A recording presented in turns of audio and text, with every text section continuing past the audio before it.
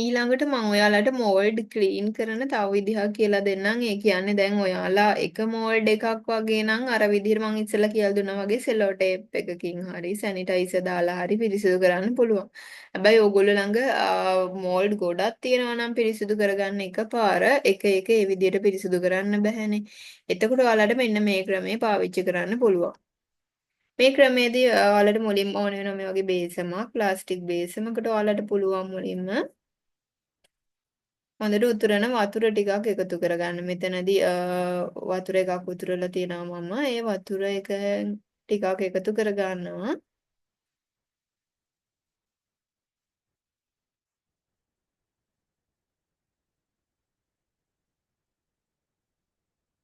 ඊට පස්සේ මේ උණු වතුර එකට අපි දාන්න ඕනේ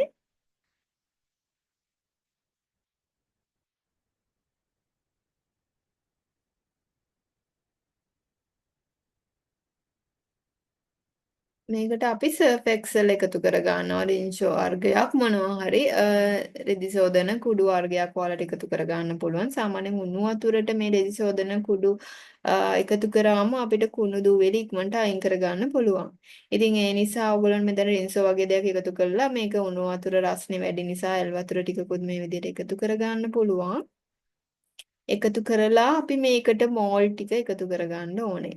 අපි ගාව තියෙන මෝල්ඩ් ටික එකතු කරලා අර රෙදි සෝදන විදිහටම මේක විනාඩි 20ක් විතර මෝල්ඩ් ටික මේ වතුර එක ඇතුලේ දාලා තියන්න ඕනේ. මේ තියෙන අපි එකතු කරගන්න මෝල්ඩ් ටික.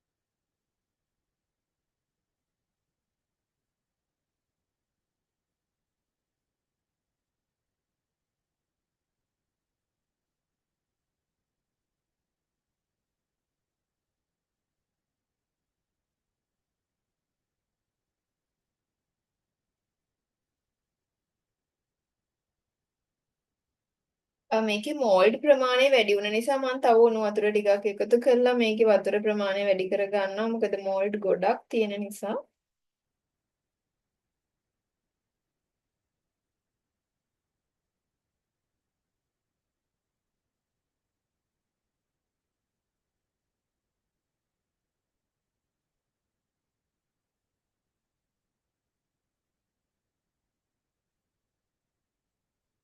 ඊට පස්සේ මේ වගේ විනාඩි 20ක් විතර තියලා ඔයාලට පුළුවන් බ්‍රෂ් එකක් අරගෙන මේක ඇතුලේ හොඳට මේ විදිහට මදින්න.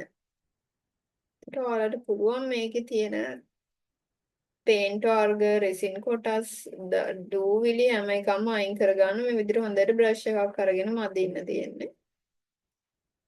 රෙදි සෝදන විදිහටම තමයි විනාඩි 20කට පස්සේ මේ ඔයාලට මේ මෝල්ඩ් ඔක්කොම හොඳට මදින්න පුළුවන්.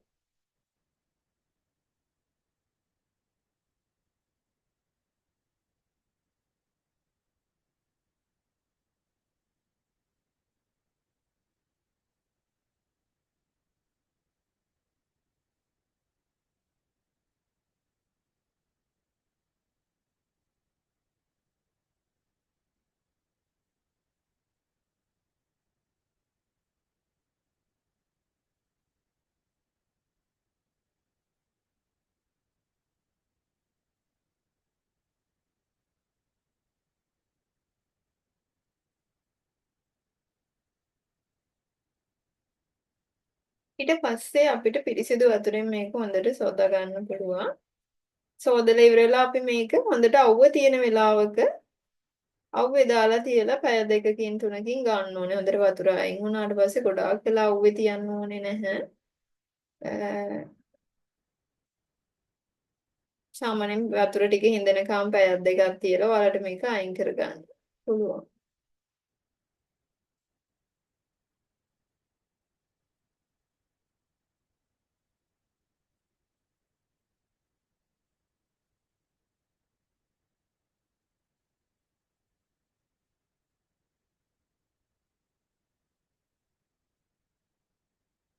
මේ විදිහට ඔයාලට හොඳට අව්ව තියෙන තැනක දාලා මේක වේලා ගන්න පුළුවන්.